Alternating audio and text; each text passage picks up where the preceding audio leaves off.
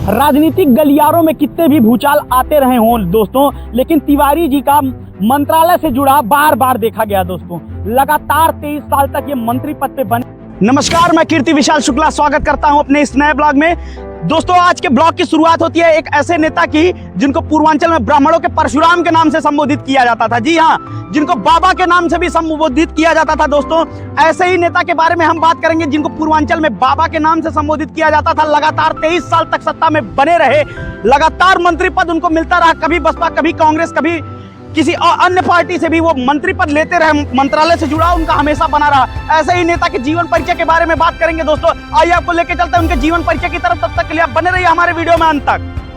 दोस्तों, आज हम बात करने वाले हैं एक ऐसे नेता की जिनको पूर्वांचल का परशुराम कहा जाता है, जिनको बाबा के नाम से संबोधित किया जाता है दोस्तों। जी हाँ दोस्तों, हम बात करने वाले हैं पंडित हरिशंकर त्रिपाठी जी के जीवन परिचय के बारे में। दोस्तों, पंडित हरिशंकर त्रिपाठी जी का जो जन्म होता है वो चिल्लूपार विधानसभा के अंतर्गत आने वाले टांडा गांव में पुजारी बाबा के घर उनका जन्म होता है दोस्तों। इसी के साथ दोस्तों उनके राजनीतिक करियर की अगर शुरुआत कही जाए तो गोरखपुर विश्वविद्यालय से होती है। 80 के दशक में वो गोरखपुर विश्वविद्यालय में आते हैं और वहाँ पे जेपी आंदोलन में भी इनका काफ़ी योगदान देखा जाता है। और युवाओं का एक बड़ा तबका पंडित हरिशंकर त्रिपाठी जी के साथ होता है दोस्तों। कहा जाता है युवाओं में ब्राह्मणों का जो विशेष तबका था वो पंडित हरिशंकर त्रिपाठी जी के साथ रहता है। इसी के साथ एक नाम और भी लिया जाता है दोस्तों, वीरेंद्र शाही का, जो ठाकुरों का एक बड़ा तबका उनके साथ देखा जाता है। इसी के साथ तीखी नोक झोंक इन दोनों में बनी रहती है दोस्तों।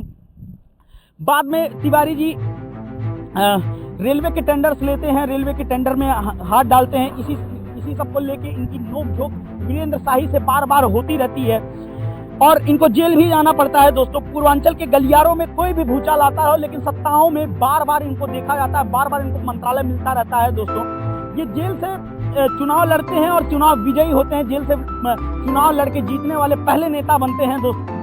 राजनीतिक गलियारों में कितने भी भूचाल आते रहे हों दोस्तों, लेकिन तिवारी जी का मंत्रालय से जुड़ा बार बार देखा गया दोस्तों। लगातार 23 साल तक ये मंत्री पद पे बने रहे।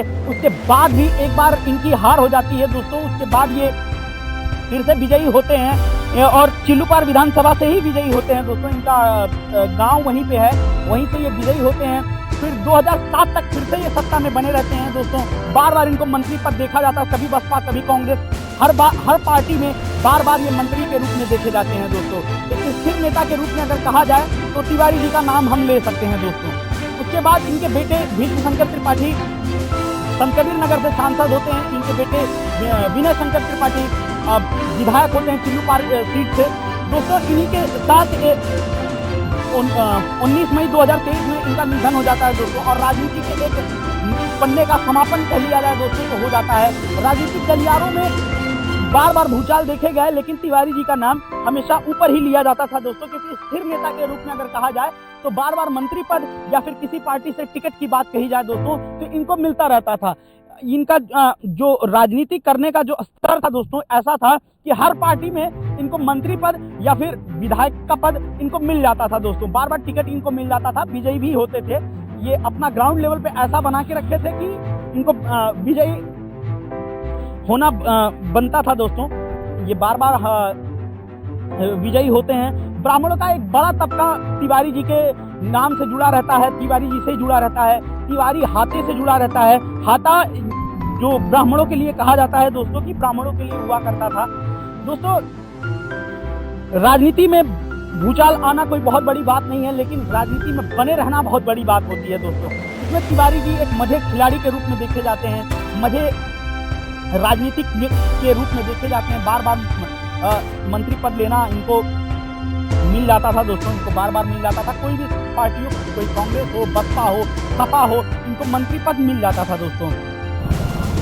इस वीडियो के माध्यम से किसी भी तरह का टिप्पणी करना, किसी भी तरह का जातिवादक टिप्पणी करना या किसी और अन्य उद्देश्य से मैं ये वीडियो नहीं बना रहा हूँ।